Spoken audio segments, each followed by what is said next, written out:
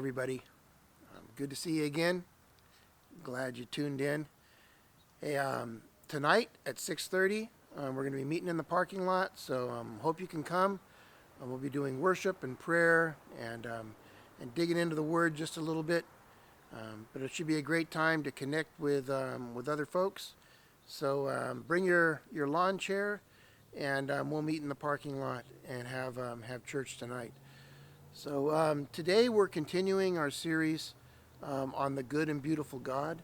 What we're doing is we're trying to discern the way that Jesus saw his dad, the way that Jesus viewed God, and then what we want to do is we want to incorporate those views, that way of thinking, into our lives, because the way that Jesus saw God is the way God really is.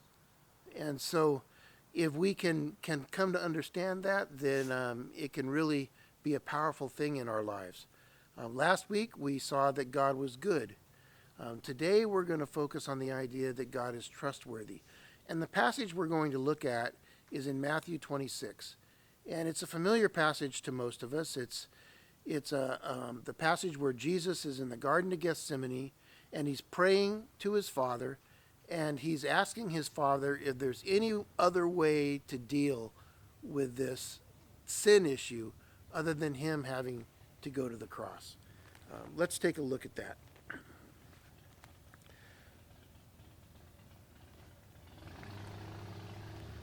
Then Jesus came, this is Matthew 26, verse 36. Jesus came with them, with his disciples, to a place called Gethsemane, and said to his disciples, "Sit here while I go over there and pray." And he took with him Peter and the two sons of Zebedee, and began to be grieved and distressed. Then he said to them, "My soul is deeply grieved, to the point of death. Remain here and keep watch with me."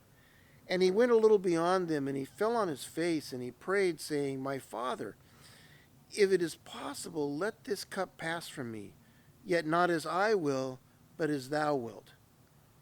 And he came to the disciples and found them sleeping, and he said to Peter, "So you men could not keep watch with me for 1 hour? Keep watching and praying that you may not enter into temptation. The spirit is willing, but the flesh is weak." He went away again a second time, and he prayed, saying, "My Father, if this cannot pass away from me unless I drink it, thy will be done." And again he came and found them sleeping, for their eyes were heavy. And he left them again, and he went away and prayed a third time, saying the same thing once more. Then he came to his disciples, and he said to them, "Are you still sleeping and taking your rest? Behold, the hour is at hand. The Son of Man is being betrayed into the hands of sinners. Arise, let us be going. Behold, the one who betrays me is at hand." And then immediately what happens is Judas shows up, and that whole scene ensues where Jesus is arrested, and he's taken away for the last time, where he's going to be tried and beaten and mocked and shamed and ultimately hung on a cross to die. Jesus knew what was coming. He had already told his disciples that his very purpose for coming into the world was to give his life as a ransom for the rest of us. He understood that. And yet when it came right down to it, even Jesus was, "Man, this is a lot to ask. I don't think I really want to do this. Is there any other way I can do this?" And he kept pleading with his Father in that way. His buddies, his disciples, they bailed on him. They weren't there to support him. The only person he had to go to was his dad, his Abba. And he kept asking him, "Abba, is there any other way?" But in the end, what did he say? He said, "Not my will, but your will be done." So how could he say that? What must he think about his Father to be able to say that? Well, the bottom line, I think, is this. He trusted him. He knew that he had his best interests in mind. He knew that he would protect him. He knew that he would, if he saw this through, that on the other side his Father would reward him.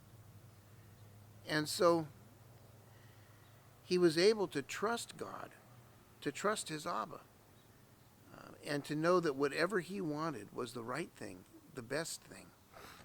We have another passage in 1 Peter, and this is in 1 Peter chapter 2, and it kind of fills in a little bit of the gaps here. This is during his trial where Peter is talking about this, but he does it in a way where he lays out how we should live our own lives. This is 1 Peter chapter 2, verse 18. He says, "Servants, be submissive to your masters with all respect, not only to those who are good and gentle, but also to those who are unreasonable.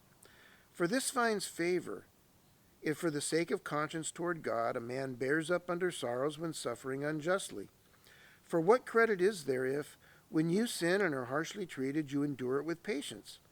But if when you do what is right and suffer for it, you patiently endure it, this finds favor with God. For you have been called for this purpose, since Christ also suffered for you, leaving you an example for you to follow in his steps.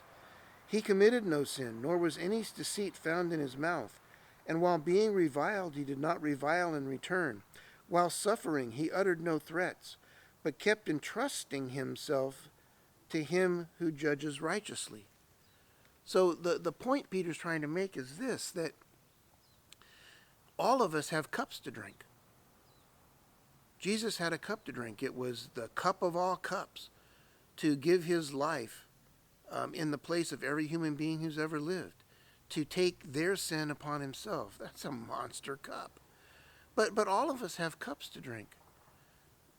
In this world, we suffer. There's always going to be suffering. There's always going to be problems. There's always going to be conflict. We're always going to be victimized. We're always going to be bailed on, betrayed. These things will happen in our lives. And we can either look at ourselves in those moments as victims and whine about it for the rest of our lives and use it as an excuse to kind of stay wherever we happen to be. Or we can understand that God has a plan. With Jesus, God had a plan. Look what the next verse says. This is verse 24. "So after he kept entrusting himself to him who judges righteously," that's God, Abba, "he himself bore our sins in his body on the cross, that we might die to sin and live to righteousness. For by his wounds you were healed. You were continually straying like sheep, but now you have returned to the shepherd and guardian of your souls." We have returned to the shepherd and guardian of our souls. We have a trustworthy God. He loves us with an everlasting love. He demonstrated that love by sending Jesus to die for us. God will never let you down. It may look that way. Whatever cup it is you have to drink as you are going through that particular struggle, you don't know how God is going to use that in the life of somebody else or in your own life to mold and shape you. It's the character of this world that suffering is present. In the next life there will be no suffering. That'll be an awesome time. But right now, life's hard. And so my encouragement to you is to embrace the idea that God can be trusted, that he can be trusted with your soul, that in the end he's going to make everything right, that in the end he's going to show you the way that he used anything that happened in your life for good. For our God causes all things to work together for good, to those who love God, to those who are called according to his purpose. That's you and me. Let's trust our Father because he really does know best. God bless you all. Have a great week.